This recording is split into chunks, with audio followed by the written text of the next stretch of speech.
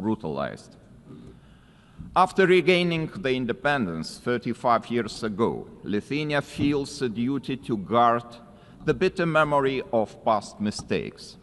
Never again will we place our hopes in appeasement. Never again will we stand aside. Never again shall Pandora's box be opened.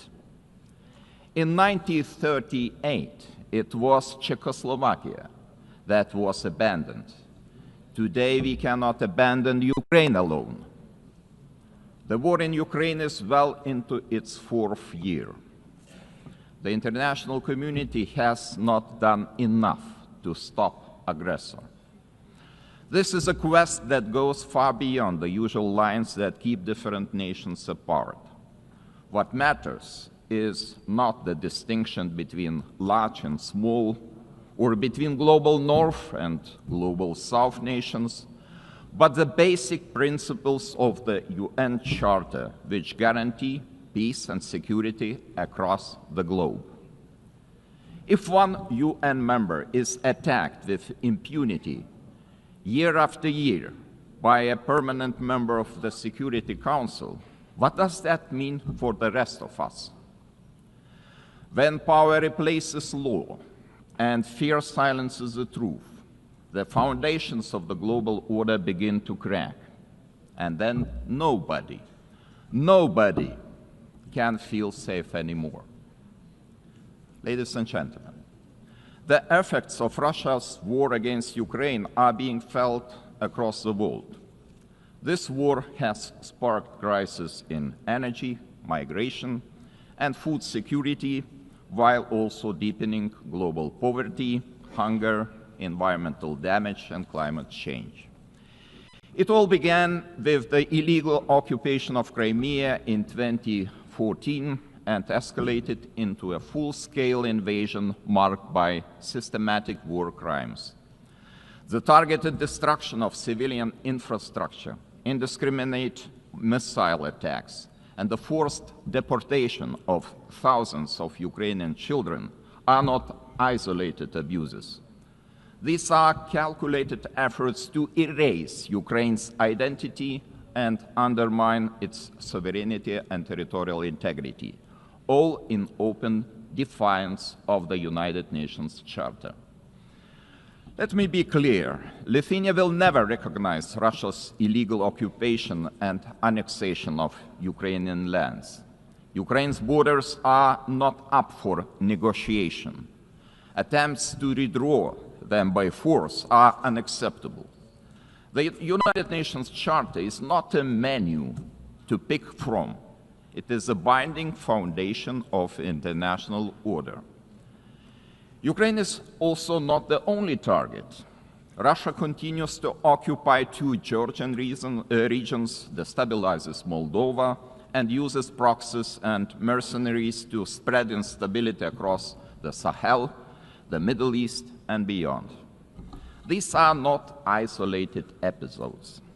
They are part of a calculated policy to undermine international norms and export chaos for strategic gain. Russia is not acting alone. The countries enabling Russia's war against Ukraine also violate international law. They prolong the war and deepen unnecessary suffering. Their actions damage us all, every sovereign nation. Lithuania therefore calls on the international community to maintain strong political, military, humanitarian, and economic support for Ukraine. Having already provided more than 1 billion euros in assistance, half of which for reconstruction and long-term recovery, we are setting an example to follow. It is equally vital that the international community stop buying Russia's energy resources. Without all that oil and gas money, Moscow's war machine would finally stop. If history is any indicator, Russia will never stop using energy for its geopolitical goals. Wherever Russian energy resources flow, corruption, blackmail, and sabotage will follow. Let me remind you, this is a country that understands only the language of force.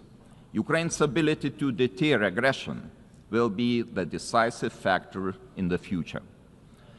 Moreover, peace will never be sustainable without justice. Russia's numerous war crimes, from mass killings and attacks on hospitals to the abduction, deportation, and indoctrination of children, demand accountability. My country strongly supports the Special Tribunal for the Crime of Aggression under the auspices of the Council of Europe. We call on all states to endorse this initiative. Accountability must have real consequences: legal, political, and financial. As a co-founder of Register of Damage for Ukraine, Lithuania calls on all eligible states to join this vital effort. Russia's frozen assets must eventually be used to help Ukraine defend itself and rebuild. I also cannot stress strongly enough that the return of all deported Ukrainian children and illegally detained civilians must be a global priority. We urge all states and institutions to strengthen international efforts and to ensure their safe homecoming. Ladies and gentlemen, as crucial as Russia's war of aggression against Ukraine is, it is only part of the broader global upheaval. Lithuania watches the current situation in the Middle East with deep concern. We join the international community in calling for the full and immediate implementation of the ceasefire in the Gaza Strip. To prevent starvation, humanitarian aid must be allowed to reach those in need without obstruction. At the same time, the unconditional release of all remaining Israeli hostages remains a crucial step towards ending hostilities. Lithuania is firmly committed to a just and lasting peace in the Middle East. We condemn all the actions that undermine this goal.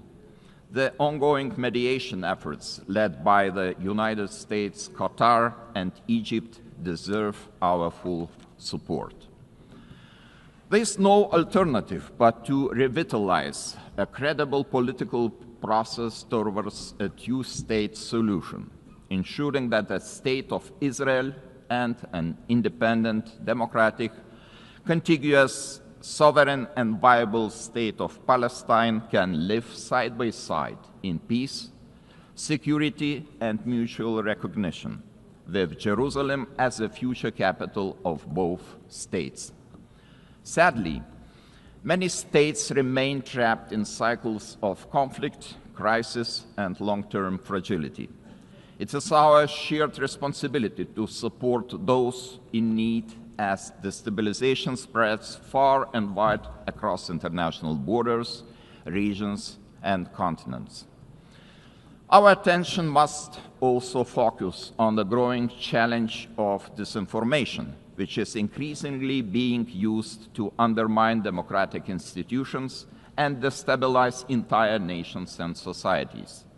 Lithuania calls on all members of the international community